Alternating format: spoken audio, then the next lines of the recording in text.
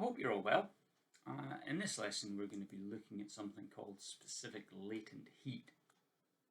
So let's go to the learning intentions and see what we have to know about this. So here we see specific latent heat, and it says that I know that different materials require different quantities of heat to change the state of unit mass. And I know that the same material requires different quantities of heat to change the state of unit mass from solid to liquid, which is called fusion, and to change the state of a unit of mass from liquid to gas, which is vaporization. And then we can use a formula, which is EH equals ml, to solve problems involving mass, heat energy, and specific latent heat. And we also have our course notes, which start on page 7. Now I'm going to start here, and this is really that there are 3 states of matter. So we have solids, liquids, and gases. And from earlier learning from BGE, you would have done things, and you might have been calling if we look at water, for example, when water changes from liquid water into steam, then you might have called that boiling, or you might have called it evaporation. When it goes the other way, you would say condensation. Again, if it's going from a liquid into a solid, so from liquid water to ice, you would have possibly said it freezes, and then when it goes the other way, it melts. But what we're going to do in physics in just now is we're only going to use the one term, or the one term for each change of state. And that is that you can see on the screen there, as it goes from a gas to liquid, we would call it vaporization.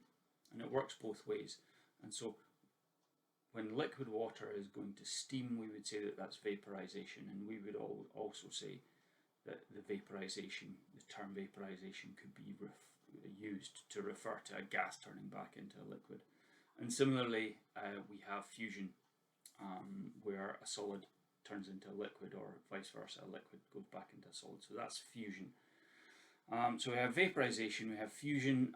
You'll see they are solid to gas, which is called sublimation. Now, sublimation doesn't occur that often. Almost everything will have a liquid phase in between. So you'll have a solid material, and as it heats up, as the temperature increases of it, it will change into liquid form and then change into gas form. Occasionally you will get what is known as sublimation. Carbon dioxide is something that does this. So you would have what is known as dry ice, so solid carbon dioxide, and that will sublimate. It will not change into a liquid form, and it will change straight from solid into gas. Okay, so that's our 3 states of matter. What you have to remember from this even, is that vaporization is going from a gas to liquid, or liquid to gas, and that fusion is going from a solid to a liquid, or a liquid to a solid. Alright, now, so what we'll do is we'll go and look at something called flash physics, where we can just see it's an experiment, and so we'll do this. So here we have, it's called cooling curves, and it's virtual into physics, but it just hasn't been updated in a while to reflect the new National 5 course. So we have heat is required to change the state of a substance from a solid to a liquid. From a liquid to a solid. Conversely, when a substance changes from a liquid to a solid, heat is given out to the surroundings. So what we have is we have 2 boiling tubes. One is filled with stearic acid, and one is filled with water. Now, if you're looking at this in real life, I guess, both will look like a clear liquid when they're warmed up. And here we have a beaker of water at 85 degrees C. Obviously water, you'll know what water looks like. Stearic acid will be like a clear, colourless liquid. It's slightly more viscous than water though. But they're sitting in a beaker of water at 85 degrees. So as soon as I remove them, then they're both going to be at 85 degrees. When I move the test tubes, put them into the test tube rack, it's going to start cooling down. Now it cools down because the surrounding air temperature is colder than the water bath. So it's going to start to lose heat energy from the boiling tubes, and that heat energy is going to start warming up the surrounding air, which is why it will cool down. And so let's move them over, have a look what happens. There we go. So they both start at 85 degrees, and you can see that it's falling. As it's falling, we're having the red line, which is the stearic acid, and the blue line, which is water. Now I'm not going to sit and wait while this goes on. Some initial observations. Well, we can see that the stearic acid is cooling quicker than the water. And so what does this tell us? Well, the stearic acid is giving out more heat energy per second. So the rate at which stearic acid is cooling down is quicker than the rate at which water is cooling down. So what I'll do is I'll pause this and I'll come back to it a little bit later once it's done, and then we can look at the results. Okay. Now, we'll join a little bit later on.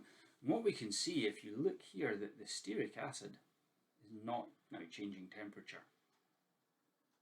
Does this mean that the heat energy given out is stopped? Well, the temperature here, the graph is going to flatline. Water here is still reducing in temperature, as we would expect. But does this then mean that the stearic acid has just stopped giving out heat? Well, obviously not, because it wouldn't do that, and it will give out heat, and both will give out heat until the temperature has been equalized with the temperature of the surroundings. And so here you can see it's started to come down again. So what has happened here? Well, we'll let the experiment finish, and then once we have the full completed graphs, I'll come back and I'll explain everything. Okay, so that's it finished now, and what can we see if we're looking at the thermometers? First of all, they're both at 20 degrees, which is the ambient temperature of the room, and so they're not going to cool anymore. They're not going to give out any more heat because the equilibrium has been reached. But looking at the graphs, well, we can see that there's this thing here where we had a flat line. So for a period of time, the stearic acid did not change temperature at all. And so what was going on here? Well, as you may have already guessed from the opening of this lesson when I was talking about changes of state, so it started off as a liquid when it was at 85 degrees, and the fusion point, or I guess what you would call as the melting point of stearic acid, is about 69 degrees. So as it got down to here, it started to solidify. So you would have had the liquid state turning into the solid state. Now, when this is happening, as you can see from this experiment, there is no change of temperature.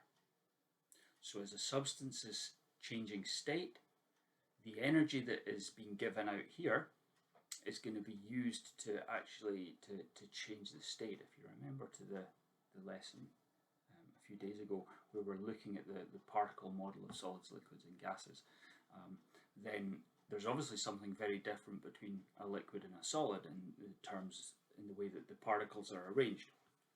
And so it takes a certain amount of energy to rearrange the particles into a point of where they're aligned in a solid, so that they look like a solid. So what's happening here is that it's solidifying, so it's turning into a solid, and at this point, as it solidifies, there is no change in temperature. Once it is all solidified, then the temperature will start to fall again. So here it's solid, here it's liquid.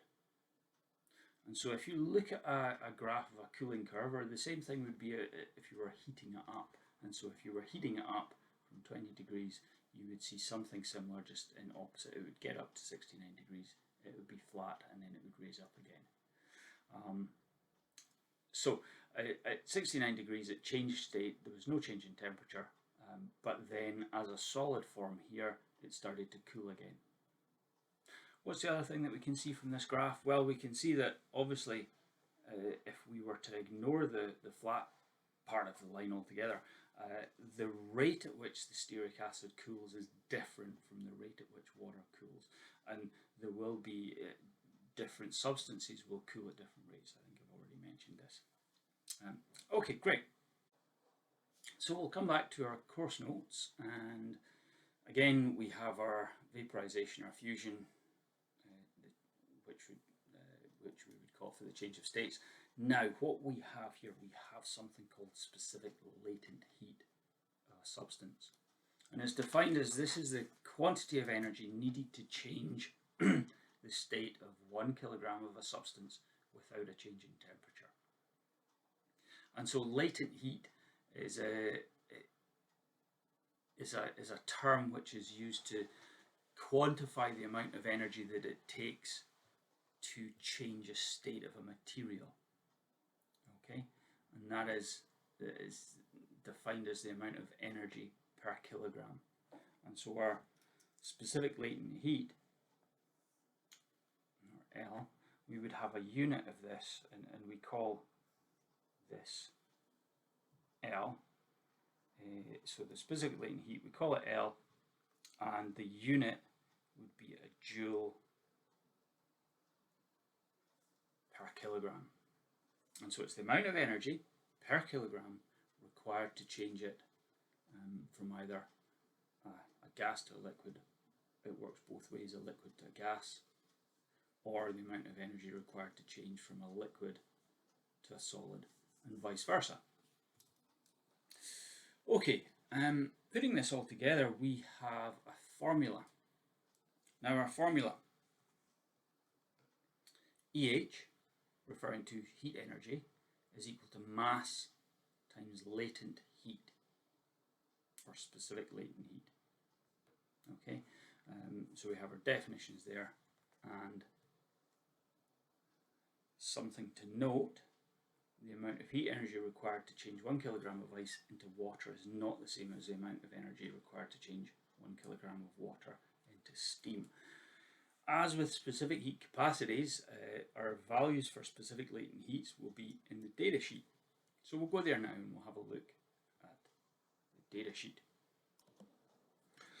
So looking at our data sheet, again, as before, we have various things: specific heat capacity from the lessons before, and now on the left hand side in these two tables. So the amount of energy required to change 1 kilogram of a substance is not going to be the same, to change 1 kilogram of a substance from a solid to a liquid is not going to be the same as from a liquid to a gas.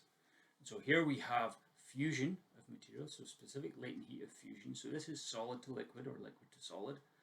And if we look at water, then we'll have 3.34 times 10 to the power of 5 joules per kilogram. And whereas to turn liquid water into gas for that same 1 kilogram, rather than our 3.34 times 10 to the 5, we have 22.6 times 10 to the 5. So we have significantly more energy that is required to change 1 kilogram of water into steam as it does to change 1 kilogram of water into ice. And both of these values are significantly greater than the specific heat capacity of water. And so what does this really mean? Well, just let's suppose, for example, that you have a kilogram of water. To change the temperature of the water by 1 degree Celsius, it will take 4,180 joules of energy. But to change 1 kilogram of water into ice, it will take 334,000 joules. And similarly, to change 1 kilogram of water into steam will take 2.26 million joules. Okay, so there is significantly more heat energy required for a change of state than it is just for a simple change of temperature. Alright, here we are at the data sheet, and we have our constants as we have before. The last one we looked at was specific heat capacity of materials, and down here we have specific latent heat of fusion. So here's where we start. Both on the left hand side there's two different tables, and this tells us that it takes different amounts of energy to change stuff from a solid to a liquid, or vice versa, and then for a liquid to a gas, or vice versa. If we look at water, so water, right down at the bottom here, takes 3.34 joules per kilogram of energy to change it into, well, if we have liquid water, to change that into a solid. 1 kilogram of liquid water to change into a solid lump of ice, it would take 3.34 times 10 to the 5 joules. 334,000 joules of energy would need to be removed from the water to turn it into ice. And if we look at the similar one for vaporization, so to turn 1 kilogram of liquid water into 1 kilogram of steam would take, this right down at the bottom here, 22.6 times 10 to the 5 joules. So that's 2.26 million joules of energy to change 1 kilogram of water from liquid water into steam, which is significantly more. Which, if you think about the particle model and think about the particle spacings involved in the different phases between a solid and a liquid, there's not really that much difference. Only the particles are free to move around from each other, but the particle spacing is roughly the same. But a gas is something completely different, and so it takes a significant amount more energy to change something from a liquid to a gas than it does from a liquid to a solid. And then even go and compare this to the amount of energy in specific heat capacity. So if we remember what specific heat capacity is, it's the amount of energy required to change 1 kilogram of material, or sorry, not to change, but to raise the temperature of 1 kilogram of material by 1 degree Celsius. Okay, so in water's case, if you have a 1 kilogram of water and you want to raise its temperature by 1 degree C, it would take 4,180 joules. And if you compare this to the amount of energy that's required to, for example, turn ice into water, you would have to supply 334,000 joules compared to 4,180 joules. So the amount of energy in changes of state is much more significant than the amount of energy required to change temperature. Back to our course notes. As you can see, I made it easy for you. I've put these tables into the bottom of the course notes on page 7, and so you can refer to them. Okay, so let's start looking at a few worked examples, and we'll see how to apply this formula in real life situations.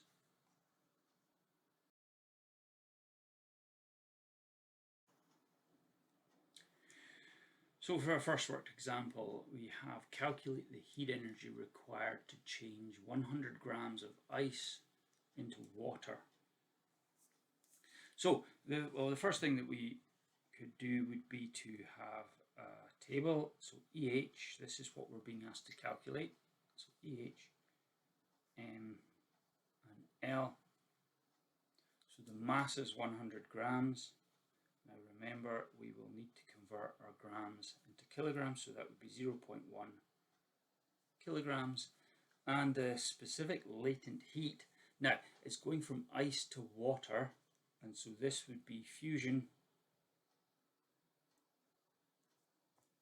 And then we go to our data sheet, and we can look at our data sheet here, and we'll see specific latent heat of fusion of materials, and for water, that is 3.34 times 10 to the 5 joules per kilogram.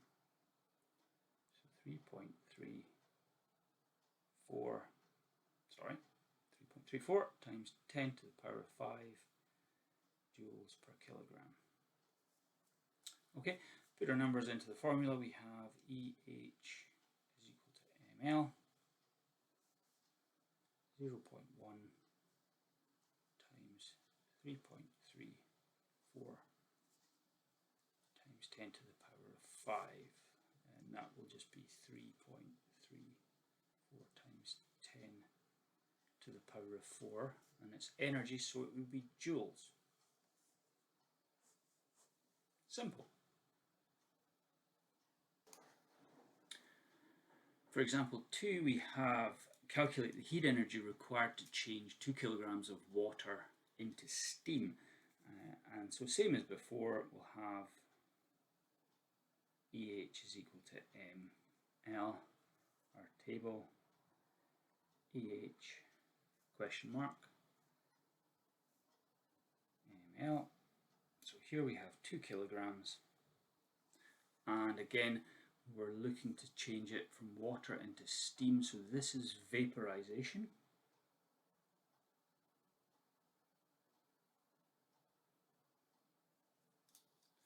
Again, we'll look at our table and we'll see specific latent heat of vaporization, and that for water is going to be 22.6 times 10 to the power of 5.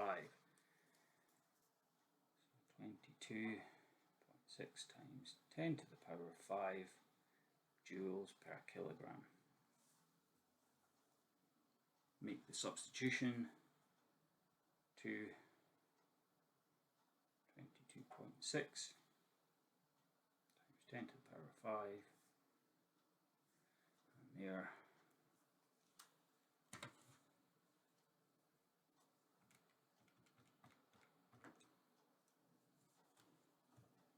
So again, I've said this before, our ENG button, which is just here, so we can use that and it will just convert it into our correct scientific notation as we want. So 4.52 times 10 to the power of 6.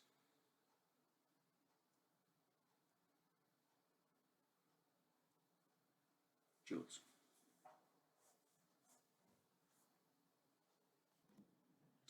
So we'll pause with the worked examples. I'll come back and do one further worked example a bit later on.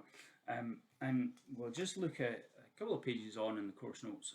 We have heating curves and cooling curves. Now we already saw the cooling curve for the stearic acid at the start of this lesson. But now if we're looking at kind of the whole picture. So we'll have a heating curve and a cooling curve. And I know it's not very curvy, but that's just really a limitation of my my IT skills there, that doing a straight line is far easier than doing a curve. It should actually be a curve. And so you can see that these mirror each other perfectly, that you'll have, if you're heating something up, so you're raising its temperature, when it's in a state, so if it starts off in a solid state, the rise in temperature will be determined by the specific heat capacity of the material. So that will determine the amount of energy that you put in. So you'll have your temperature, you'll have your time. As you heat it up, as you supply heat energy to it, it will increase in temperature. Now, at a point, and at this point, at the point of where its melting point, it will stop raising in temperature. The temperature rise will stop, but heat energy will still be getting supplied to it. And this is because it is changing state at this point. It is turning from a solid into a liquid, so we're having fusion going on here. Once all of the substance has been changed from a solid to a liquid, then the temperature will start to rise again until it reaches its boiling point, or the point of vaporization, and at that point temperature change will stop again, and we will start to get the liquid turning into a gas. And once all of the liquid is turned into a gas, assuming that you're going to contain the gas in some sort of container, then the temperature rise can start again. And this will happen in the exact mirror image with a cooling curve.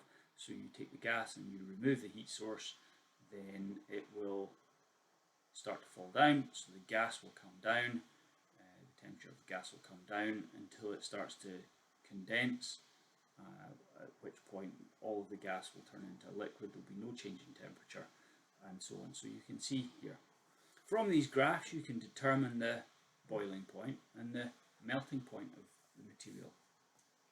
Okay. But what we're going to do, we're going to look at an example, and there's one here, but I'll go through a slightly different one. We'll look at an example and we'll take water from its solid form, so ice water, and we'll see the amount of energy required to turn it into a gas. So example 3, we have calculated the total energy required to change 20 grams of ice at minus 30 degrees C into steam at 100 degrees C. So what we're looking at, well, we have ice, and we're going to have to do a number of different calculations. And so we'll start off just by having a think about what calculations we need to do. So we have the change of temperature of ice from minus 30 up to 0. So we'll do change in temperature for ice. We'll have then change of state. So the ice will then obviously have to change state from solid to liquid. Change of state, and that will be fusion. Then what else will we have? We'll have a change in temperature of water. And that's going from 0 to 100. And then finally a change of state.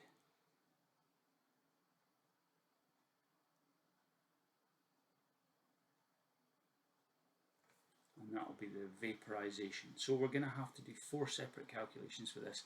And then to work out the total amount of energy, we just add up all of these together. Alrighty, so let's start with the first one. So change of temperature of ice. So this will be the specific heat capacity formula. So EH is equal to C m delta T. You'll go to your data sheet and look up the specific heat capacity of ice, because it is not the same as water. So here's our data sheet. We have specific heat capacity of materials. Water's down there, but ice is here. So ice 2100.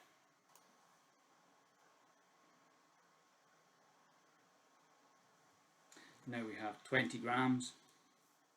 So 20 grams, we could just say 20 times 10 to the minus 3. Remember, I would always recommend converting your prefixes rather than trying to work out, so 20 grams would be 0.02. Rather than do that, just stick in a times 10 to the minus 3 when you're doing it in your calculator. You'll never go wrong that way. And the change in temperature, well, it starts at minus 30 and it's got to get to 0 in order for it to change state. And so we would have, well, the change in temperature of ice, we could have, it's going to be 30 degrees. Okay.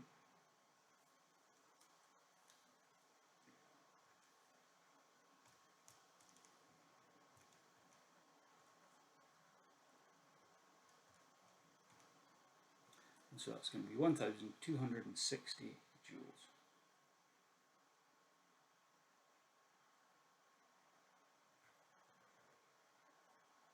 So that's number 1. And secondly, we're going to work out the specific latent heat of fusion going from ice to water. So number 2, it would be change of state. And so that's going to be EH is equal to mL. So we've got our 20 grams, 20 times 10 to the minus 3, times L of fusion. Where's my course notes? Specific latent heat of fusion of water, 3.34 times 10 to the 5.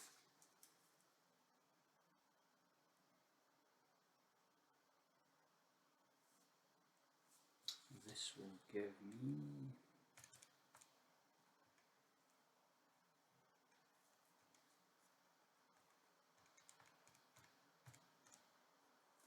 6,680.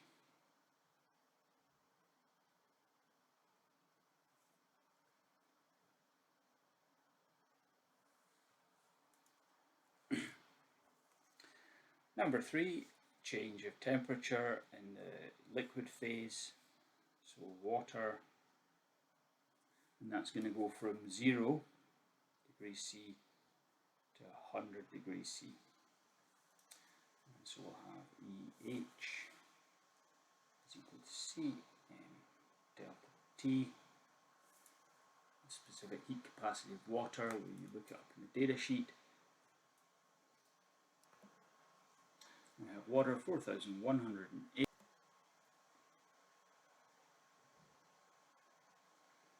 times 20 grams again.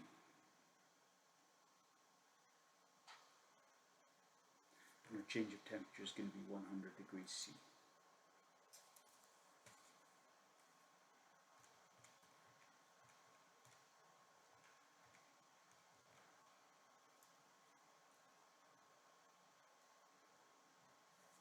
(8,360 joules).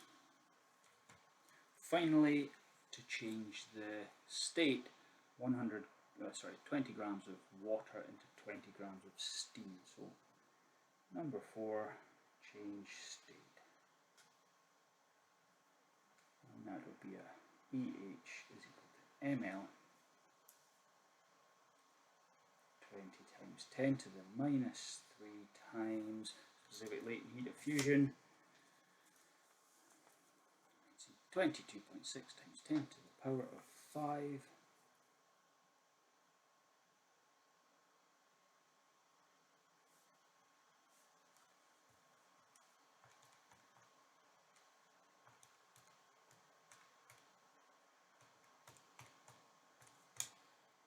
And that's going to give me 45,200.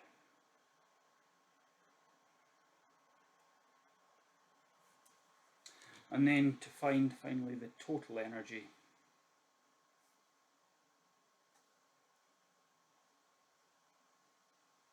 and we'll just add up all of the 4 values, sorry. So our first value was 1,260 plus 6,680 plus 8,360 plus 45,200.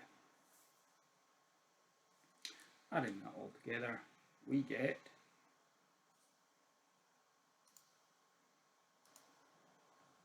61,500 joules. So I'll convert that. I can use my ENG button, and so that's 61.5 times 10 to the power of 3. We can see 6.15 times 10 to the power of 4.